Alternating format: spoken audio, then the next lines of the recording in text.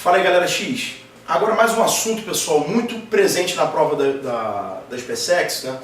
Que é a questão da industrialização, né? E as características dessa industrialização na atualidade, relacionadas à lógica também da organização humana, né? Influência nas cidades, nas localidades ocupadas, né? Pela nossa sociedade. Gente, devemos lembrar que nós estamos no momento de terceira evolução industrial. E o que a gente observa nessa terceira evolução industrial como característica predominante? A comunicação como um fator imprescindível, né, gente? Temos aí recentes polêmicas, né, envolvendo aí, né, Wikileaks, Edward Snowden, Bradley Manning, escutas no Palácio da Alvorada Brasileira, né, espionagem. Galera, o que é isso? Tráfico de informação. Informação na terceira evolução industrial que existe mais precioso, né? Então a gente precisa compreender que as infovias, os meios de comunicação vão ser fundamentais para esse processo. Vão ser fundamentais para as trocas financeiras, trocas comerciais, para que você tenha informações sobre concorrentes, né? Você percebe aí essa troca de informações querendo ter o quê? Vantagens sobre concorrentes, vantagens sobre países que podem ser rivais geopolíticos. Então você percebe que é um fenômeno, né, muito presente, né, nesse contexto atual, né, e também que vai permitir o quê, pessoal?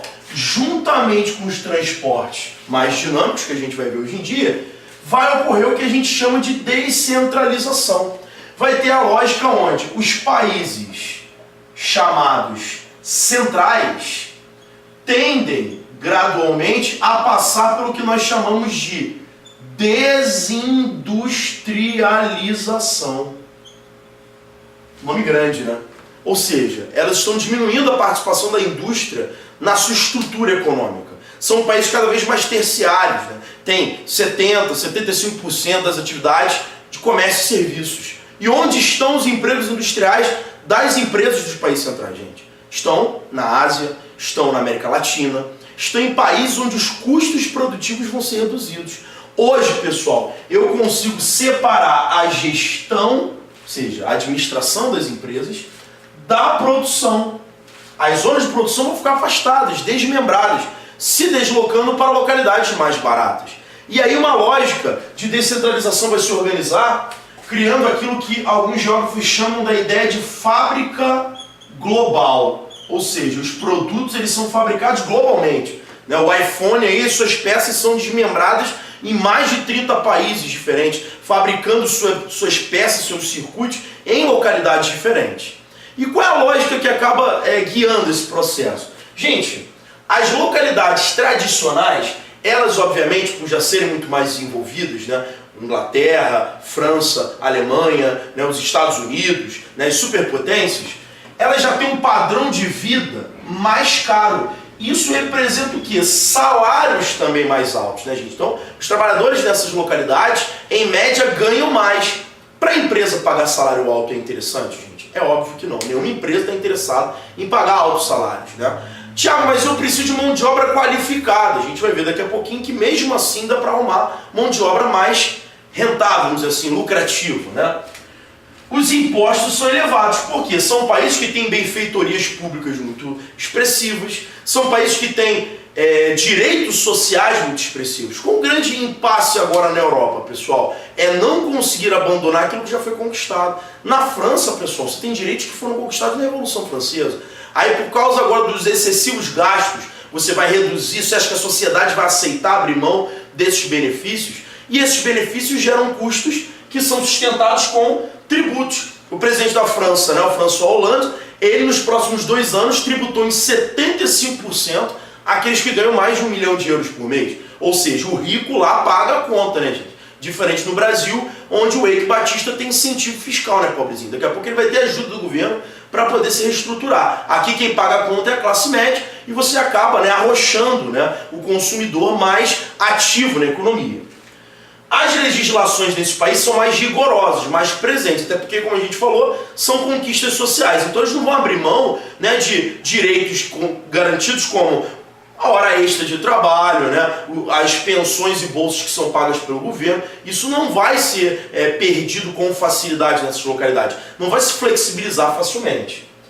Isso produz deseconomias de aglomeração, né? excesso de quê? De congestionamentos, poluição, o aluguel fica mais caro, os terrenos ficam mais caros, você acaba tendo, né, algum tipo de transtorno relacionado a isso, que não é agradável para as empresas. Então, desde que você iniciou a terceira revolução industrial, a lógica foi de quê? Descentralizar. Lembra do Japão, pessoal? O Japão, na década de 70, com aquelas crises do petróleo, ele vai mandar várias empresas suas para os tigres asiáticos. Hoje você tem a lógica dos novos tigres, que não são só empresas japonesas. Empresas transnacionais estão ali presentes. E aí você vai buscar novas localidades onde eu tenha um padrão salarial mais baixo, que é sempre interessante. Tiago, mas eu preciso de engenheiro. Tem engenheiro com padrão salarial mais baixo? Claro. O engenheiro indiano ganha menos que o engenheiro francês. O engenheiro chinês ganha menos que o engenheiro alemão. Então eu vou ter uma mão de obra qualificada, mas uma mão de obra com padrão salarial mais baixo. Não que ela seja barata, mas ela tem um padrão salarial mais baixo. Incentivos fiscais também são sempre sedutores, né? Redução de impostos ao longo do tempo. Legislações flexíveis, isso aqui é maravilhoso, né? Procurado pelas empresas, né? O direito de você ter uma legislação ambiental que não seja tão rigorosa, legislações trabalhistas que não sejam tão pesadas, tão cobradoras. Isso para o industrial é fantástico, né? Claro que para a sociedade isso não é bom, mas para a lógica que as empresas seguem, esse é um interesse muito importante, né? E a menor pressão sindical, né, gente? Ou seja, você não vai ter aquelas organizações pressionando tanto. Aí você vai para o Vietnã, Filipinas. Aí vai para mais recentes, né? Laos, Camboja, Brunei, gente. Aí Brunei cresce 13% esse ano. Por que cresce 13%? Porque tem também condições, né? Tem ainda, vamos dizer assim, lenha para queimar. Um país pequeno que multiplica o seu PIB rapidamente. E tem uma série de fatores que para as empresas transnacionais acabam sendo interessantes. A questão, pessoal, que nós vamos resolver é a questão de 2010. E essa questão, pessoal, olhando aqui, né, a nossa listinha, temos aí o seguinte: a guerra da concorrência tem início quando os empresários industriais tomam as decisões relativas à localização de suas fábricas. Esse era o texto que anunciava a questão. E ele fala assim: sobre a localização industrial ao longo dos últimos séculos, leia as alternativas a seguir. Vamos ver a primeira.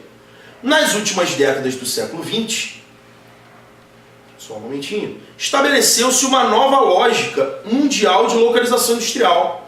A produção em larga escala, com elevada automação, é realizada nos países desenvolvidos. E as indústrias de tecnologia de ponta concentram-se nos países subdesenvolvidos, onde a mão de obra é mais barata. Galera, rolou uma confusão aí, né? Eu vou manter a produção de tecnologia de ponta nos países centrais.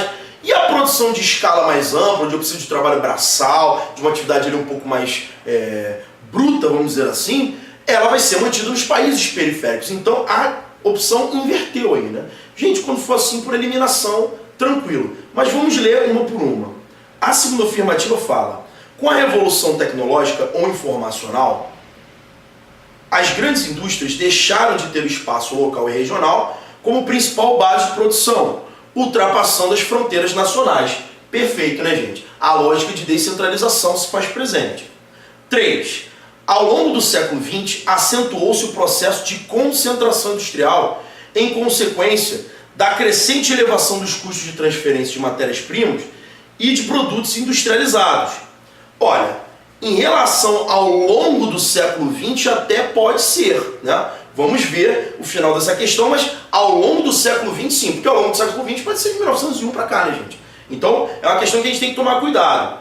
A número 4 diz: nos países desenvolvidos, as antigas concentrações industriais vêm perdendo terreno para as novas regiões produtivas, as quais são marcadas pela presença de centros de pesquisa e de universidades. Galera, a Índia, por exemplo, recebendo investimentos, né, da Microsoft, né, da Samsung, de empresas transnacionais, para poder desenvolver mão de obra qualificada, né, é um exemplo de como essa lógica ela é verdadeira. E a número 5, pessoal, ela vai falar que as economias de aglomeração presentes nas grandes metrópoles mundiais reforçam a tendência cada vez maior de concentração espacial da indústria. Economia não, ó, deseconomias, né? Ou seja, redução, né, das vantagens, aumento dos custos produtivos. Desta forma, né, pessoal, temos aí A, 2, 3 e 4 corretas, o gabarito fica sendo letra C.